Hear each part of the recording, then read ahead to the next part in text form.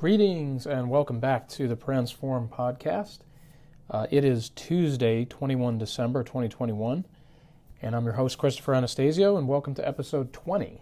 Can't believe we've done 20 episodes already, but here we are with just a few days left in the year. We're on episode 20. Based on the number of recording days left, we'll be at episode 23 when 2021 closes out. So kind of exciting to move into the next rung on the ladder, and glad that you've been along for the ride with us. Today's episode, we're going to talk about Instagram captions. Okay, so that's going to be kind of the focus today. A little bit granular. Not going to spend a ton of time on it, but what we want to try to do on this episode, guys, is give you some ideas, give you some thoughts, some strategies and tactics to make the most of that real estate that appears below your Instagram posts. Now, if you're not using Instagram, obviously you can kind of tune out of this episode or you can bail out of it. But I would say that without even knowing you or your business, you'd be hard pressed to say why you're not on Instagram. Okay, so again, it's not necessarily one size fits all, but I would say that in most cases, there is a strong case to be made that you establish a presence on Instagram. Now, you can be very technical about that. You can tie it all the way back to, hey, you need a Facebook business page because you want to run Facebook ads, for example, or you just want to kind of set up shop there because it's the longest kind of running platform in terms of how long it's been around and how long it's been accumulating users. So if you're going to be on Facebook, well, Facebook owns Instagram, and you might as well sort of cross-populate the two platforms. So in a very practical manner, that would be the case I would make for you being on Instagram, but it's usually going to be for more reasons than that, right? That's maybe like a cornerstone reason or a basic reason to be there because you might as well, quote unquote, be there. But I think that there's a lot you can accomplish on Instagram, a lot of delivery methods for content, from the traditional news feed, where you can switch things up with, single posts or carousels or video clips, to the stories feature, which is just getting more and more robust for the everyday user, especially now that you can sort of include links in your stories, things of that nature. To Reels, Instagram Reels is really producing a lot of organic reach for businesses and individuals trying to catch up to TikTok. So a lot of possibilities. Plus, you can run ads on Instagram. Okay, obviously, you have your Facebook account, your business page. You can run ads both on the Facebook and Instagram platforms. So a lot to be said there about using Instagram. Now, going down a layer here into the whole discussion about captions. Okay, so let's say I've convinced you to turn your attention to Instagram if you're not already there, or let's say you are there. Okay, so now let's talk about how to use that real estate below the post. Okay, so first off, guys, I would just kind of lead off by saying don't waste the space, right? I see a lot of Instagram posts where it's a one-word caption that really has nothing to do with the post in essence. Hashtags aren't being used properly, or maybe the whole caption is just hashtags. It's if you're posting casually to Instagram, you're using it for fun, fine. But if you're using it for your business and you're taking every single post and trying to maximize and squeeze the juice out of every post and piece of content you have, you've got to learn how to use the captions properly. And you have to learn to use them effectively to just optimize every single bit of traction you can get out of each post. Now, the main thing I would say, a couple thoughts on not wasting the space. The main thing I would say is get your value proposition into your caption. Okay, so whatever, maybe from a macro standpoint with your whole business, or for that specific post and whatever's in it, make sure you are putting a value proposition forward. What makes you different? What makes you, attractive to a customer? Why would a customer consider buying from you? Now, it doesn't have to be salesy. I'm not saying, push a sale on somebody with every post that you make, but just make sure that you're hitting on some aspect of your value proposition. If you're the cleanest, the fastest, the cheapest, the smartest, the easiest, whatever your thing is or combination of things, try to find ways to weave that into your posts. Again, you don't have to hit people over the head with it. Maybe once in a while you hit them over the head with it. But you want to make sure that there's a thread running through your posts where you're making sure to articulate that value proposition. Now, I guess as an extension of that, I would say use the space to inform and educate your audience, right? Inform them about product benefits, inform them about product features, educate them about what your service can do for them. How does it make their life easier? How does it make their life simpler? How does it make their life better? Those types of things. So do not be afraid to be descriptive in your caption. I mean, don't be afraid to put some real text in there, and use your line breaks to kind of break up the space a little bit. Have a little bit of white space in there so it's easy to read, and they cascade down the caption. But don't shy away from some length, and we'll get into how long is too long here in a moment in terms of the number of characters you can use and so forth. But definitely make use of the space to help your customer come away smarter about your brand, smarter and more informed about your product or service than they were before they got there. Okay? So that's kind of an extension of the value proposition. The other thing I would say, guys, is, and this is actually a little known fact. I haven't heard a lot of people talk about this. In fact, maybe there's a chance it's not accurate, but I have seen it in a few places, is that when let's say you have a long caption, well, it means if somebody stops and reads that caption, they're sitting there looking at your post for a while, right? I mean, because they couldn't just scroll past it. I mean, they couldn't read one word and keep going. They had to keep reading all the text you put there, right? So when you do that, you essentially lock their eyeballs on your account for a longer period of time than, let's say, the average account, or let's say if you just put one word and they scrolled right past you. So when you do that, when you get users to stare at your account for a longer than average amount of time, guess what? That improves your engagement score, and I'm using that term loosely, kind of using it as my own vernacular here, but you improve from the Instagram algorithm's perspective your reach, your ability to hold the attention of the user. And of course, Instagram wants to hold the attention of its users. It does not want its users going over to TikTok. It doesn't want its users going over to Snapchat. It wants its users to stay on the Instagram platform. And so to do that, it wants people to create content that is engaging and gripping.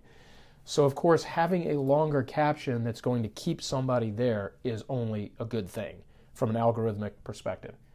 Okay, now if we hear anything different from that, if I hear anything about that not being the case, or they change that, or whatever, of course we would be sure to inform you guys. All right, let's move on.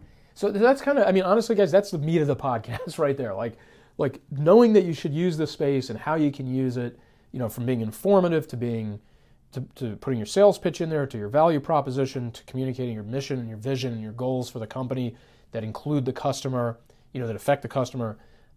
That's really the podcast. I mean, that's what you need to take away from this and feel inspired to do. Now, what I want to do is use the rest of the time to just kind of inform you guys a little bit about captions and how you can approach them and what some of the limits are. So from a techie perspective, you get 2,200 characters. Now, 2,200 characters is pretty good. I mean, that's a pretty solid amount of text that you can get in there for a social media post like this. Okay, if the average word is 5 or so characters, well, you're going to get, 400 words in there, I think, something like that.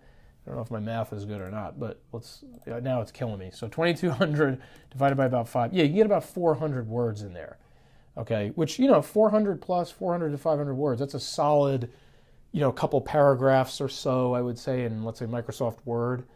So anyway, that's your limit in terms of characters. Now, when your post comes up and the text appears below it, you'll notice it always gets truncated, and that truncated point is the 125 character mark.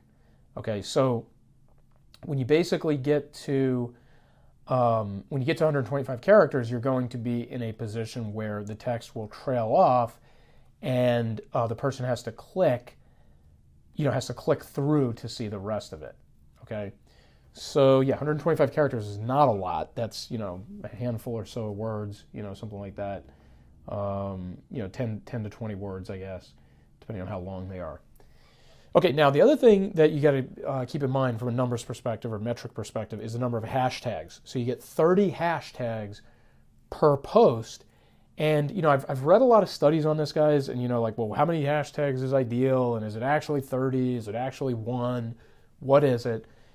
The latest round of data that I looked at, that I've analyzed, is somewhere between 20 and 30 is the best. Now, what's interesting is that in the data I saw, that there was actually more engagement on about 20 hashtags versus 30.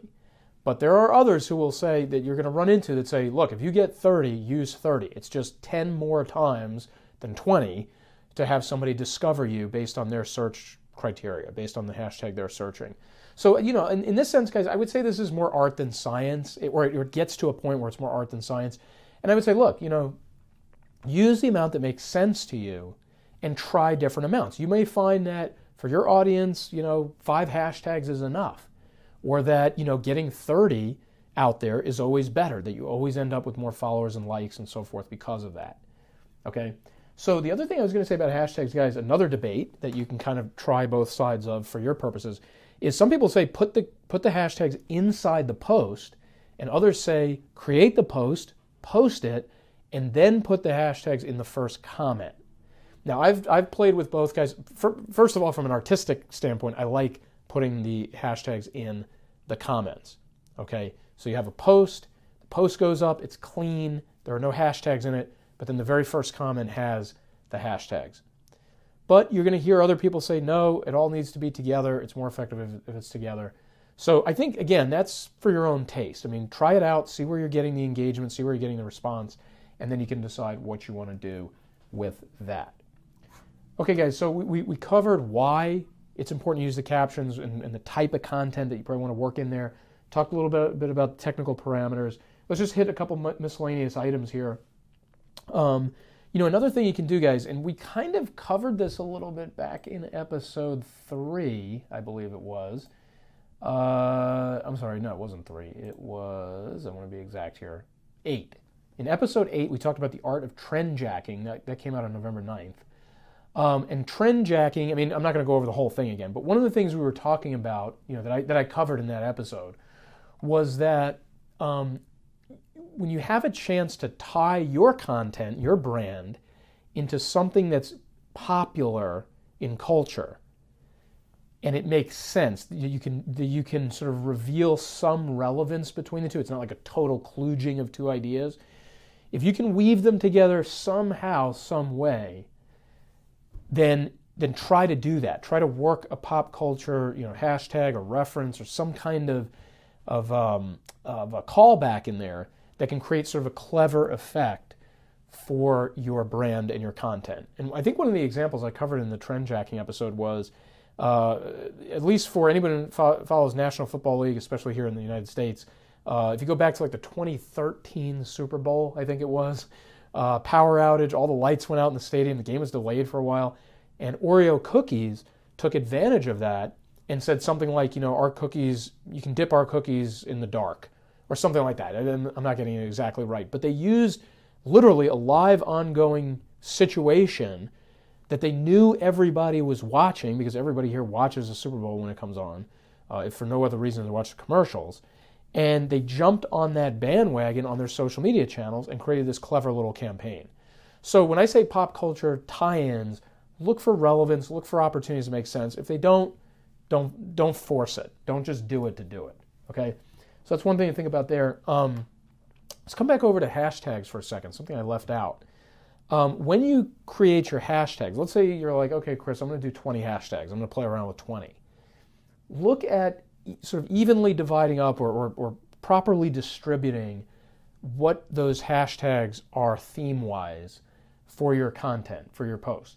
So for example, you may have, if you're going to go 20, you may have, let's say, 5 that are brand related, that have like the name of your company or the company slogan or the name of the company plus the name of the product, whatever. 5 on brand, 5 that are, let's say, seasonal. And by seasonal, like, you could mean the weather, or it could be, something to do with like the holidays, for example, like here we are on December 21st. So you might have something to do with the Christmas holiday or as you came into December earlier in the month, Hanukkah, or whatever. Okay, the point is you can tie in seasonal goings on, both calendar-wise and weather-wise and so forth, into your hashtag strategy. Think about, do another 5 on location.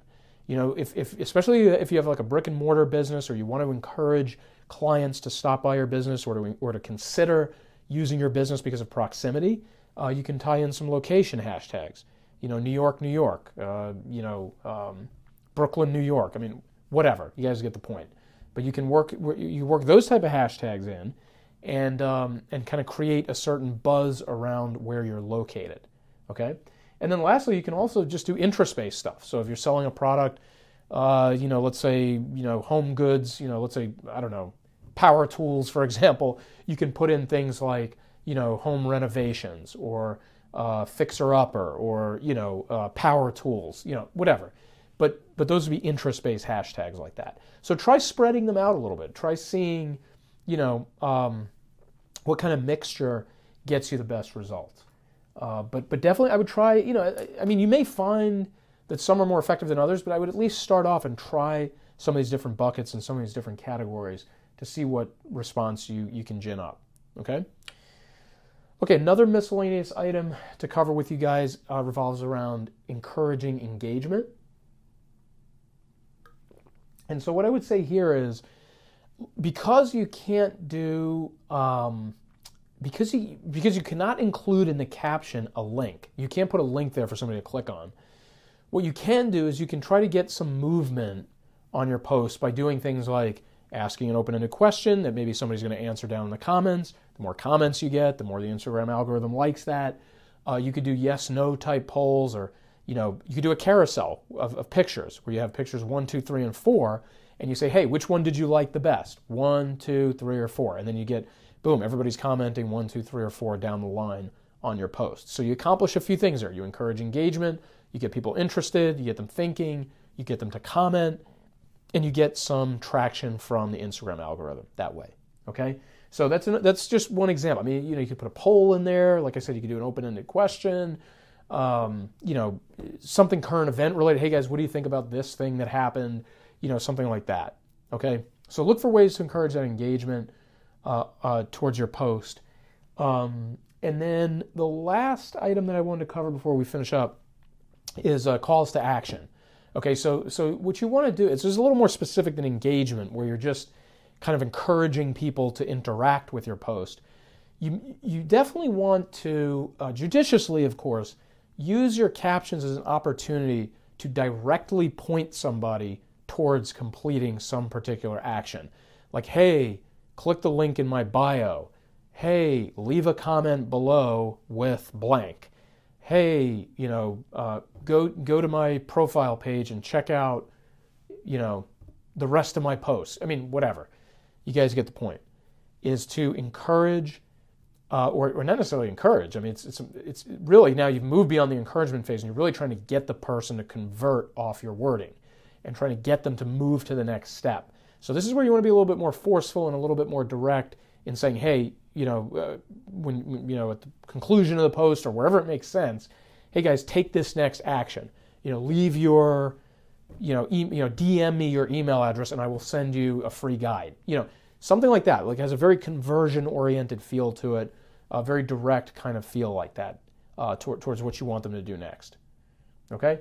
So I think we're going to kind of wrap it up there, guys. I mean, trust me, there's more we could talk about with Instagram captions. I mean, you could go on and on about all the different little tactics and so forth. Spacing them out properly, editing them properly. I mean, this stuff you guys can kind of look up and see for yourself some of the ways that you want to play around with them. But I think that kind of covers the gamut for now in terms of how you guys, if you're using Instagram, how you can kind of up your caption game. And if you're not on Instagram, this maybe helps you realize a little bit why it's so important to be there, most likely for your business, because there's just so many sort of moving parts here that you can manipulate towards increasing engagement and follower count and just interaction with your brand. Okay? So one final thought on that is, a lot of people have viewed Instagram as a younger person's platform. Well, I would argue that TikTok has supplanted that title, and Instagram's not quite the youngest of the young in terms of a platform demographic.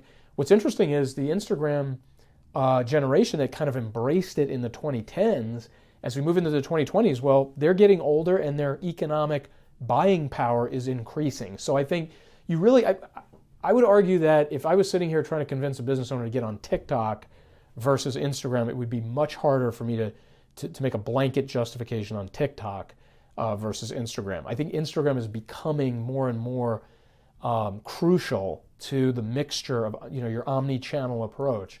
It would include Instagram much more likely than, let's say, TikTok.